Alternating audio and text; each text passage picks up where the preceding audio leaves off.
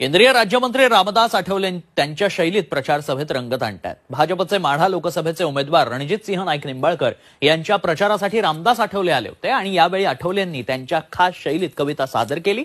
कवितेतून मवियाला आठवलेंनी टोले देखील लगावले। बघूयात। मला मजबूत करायचं आहे रणजितसिंह नाईक निंबाळकरांचा वाडा, म्हणूनच मी आलेलो आहे माडा।